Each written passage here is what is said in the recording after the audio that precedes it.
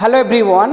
Today we are going to discuss about the Himalayan mountain, its characteristics and its division as a major physiographic division of India. So already we learned in India we see the mountain, plateau, plain, desert. Okay, so the all landform are grouped in six major categories. First of all, the Himalayan mountain. Second, the northern plain. Third, the peninsular plateau. Fourth, the Indian desert. Fifth, the coastal plain. And sixth, the island. These are the major physiographic features of India. So first of all, we focus on the Himalayan mountain. So dear student, let us see the diagram. All of us see the diagram? Okay. So first of all, this is a Himalayan mountain and it's India. So Himalayan mountain locate in northern part of India and it's cover the total national boundary, northern national boundary. And these all mountain ranges are run from west to east direction and from Indus river to Brahmaputra river. And this Himalayan mountain is a geologically youngest mountain and structurally it is a folded mountain. If you see very clearly, the shape of the Himalayan mountain is like an arc. It is an arc shaped mountain. Then we see the length of the Himalayan mountain from west to east, its total length is 2400 kilometer, either 2400 kilometer. But if you see, the width in west is greater, in east there is less. So width is varies from one place to another place. Here 400 kilometer in Jammu and Kashmir, but only 150 kilometer width in Arunachal Pradesh. So it varies from one region to another region. And this Himalayan mountain represent the loftiest and most rugged mountain barrier in the world. And we all already know the Himalayan mountain system is the world largest mountain system. Okay. So these are the characteristics of Himalaya, and we know about the Himalaya in briefly in division of Himalaya. So first of all, we divide the Himalaya on the basis of the region, that means it's a regional division, and it's divide the parallelly. Okay, that division is known as the longitudinal division. So first of all, we discuss about the longitudinal division of Himalaya. Okay, so in that case, Himalaya divide into a three part. Himalaya divide into a three part. First, second and third. The northernmost part is known as the inner Himalaya. The middle part is known as the lesser Himalaya, and the outer part, the southern part is known as the outer Himalaya. Now we discuss briefly, okay, about the greater Himalaya. If we see, greater Himalaya also known as inner Himalaya, either Himadri Himalaya. Okay, so most of the prominent peaks are located in that region, and the average altitude of the peaks of this region is about 6,000 meter. Average altitude is 6,000 meter. Okay, and if we see the fold structure of the mountain that present in Greater Himalaya, the nature of the fold is asymmetrical. Asymmetrical means the both limb of the Himalayan mountain are not in same direction. The angles are different. So they are not symmetrical, they are asymmetrical in nature. And the core, the inner part of the Greater Himalaya is composed by the granite rock. So we know that granite is an example of the igneous rock. So it's composed by the granite rock, and it always covered by the snow. Either it covered by the snow throughout the year. Okay, and some important peaks of Greater Himalaya are the Mount Everest that located in Nepal, and the world's largest mountain peak, which altitude at the height is 8,848 meter. Somewhere you find 8,850 meter.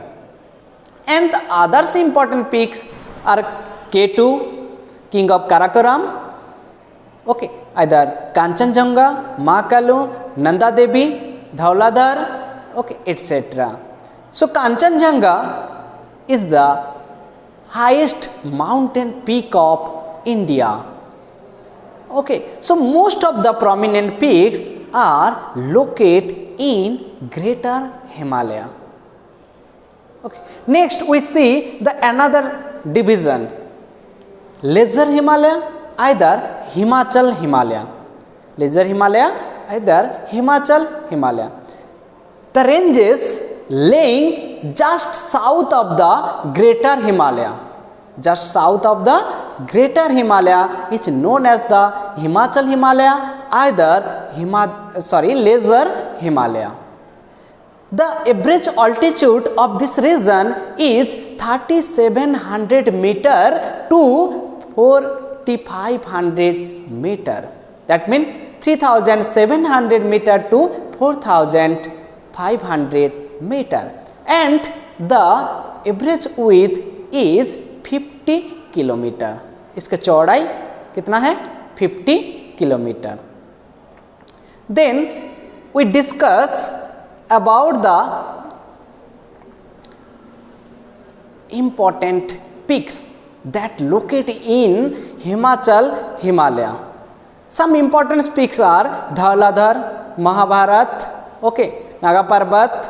These are the important peaks of Himachal Himalaya. Okay, and this Himachal Himalaya is composed by the alternate hard rock. That means it's composed by the metamorphic rock. So the Himachal Himalaya is very well known, either famous for its hill station. Okay, like Kashmir, like Kulu, Manali, Mussoorie, some famous hill stations are located in that region. So it is famous for its hill station. So next we move and see the last division is Shivalik Himalaya. The outermost part of the Himalaya is known as the Shivalik Himalaya. Either you can say that the ranges that lie just south of the Himachal Himalaya. It's called the Shivalik Himalaya. So the altitude of the Shivalik Himalaya is 900 meter to 1100 meters, and its average width from 10 to 50 kilometer. It is composed by the sedimentary rocks. That means we find the valleys, and these valleys are covered by the sediments and gravel. and it also famous for the dunes. Dehradun, Kotli dunes, Patli dunes are located in that region. Okay, so it is the longitudinal division of Himalaya. Okay. Dear student, we already learned about the longitudinal division of Himalaya, but now we see the regional division of Himalaya. So dear students, just see the diagram. We already learned the Himalayan mountain extend from west to east, and its total length is 2400 kilometer. So we try to classify the Himalaya on the basis of the river valley. That means we demarcate the region on the basis of the river valley. So first of all, we see the area from Indus River to Satluj River. That means from west to east. From Indus River to Satluj River extent. Okay, this region is known as the Kashmir Himalaya. Okay, in Jammu and Kashmir. Punjab Himalaya in Punjab, and Himachal Himalaya in Himachal Pradesh.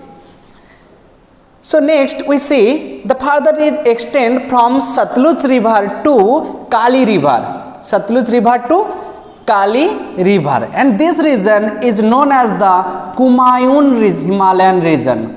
Kumaon Himalaya. Which region? From Satluj River to Kali River. Then it extends from Kali River to Tista River. That is known as the Nepal Himalaya. That is known as the Nepal Himalaya. Most of the prominent peak of Himalayas are located in that region. So all of you know the highest mountain peak Everest located in Nepal Himalaya, and also the highest mountain peak of India Kanchenjunga also located in that region. Then it extends from Tista to Dihang. Tista to Dihang. This region is known as the Assam Himalaya. This region is known as the Assam Himalaya. So from west to east, from Indus to Satluj, known as Kashmir Himalaya, Punjab Himalaya and Himachal Himalaya. From Satluj to Kali River, known as Kumaon Himalaya. From Kali River to Tista River, it is known as the Nepal Himalaya. And from Tista River to Dihang, it is known as the Assam Himalaya. After that, it bent and moved southward along the national boundary of India. That's why this region is known as the Purvanchal. This region known as the Purvanchal, either northeastern hilly area. After cross the Dihang, it bent towards the south and moved along the national boundary, northeastern national boundary of India, and that region is known as the Purvanchal. This Purvanchal is composed by the hard sandstone. That means sandstone is a sedimentary rock. So Purvanchal is composed by the sandstone, that means sedimentary rocks, and also it covered by the dense forest, and some important peaks of Purvanchal at the northeastern hilly areas are Naga Hill in Nagaland, Manipur Hill in Manipur, and Mizo Hill in Mizoram. So we totally learned about the longitudinal division and regional division of Himalaya. I think all of you understand it very clearly.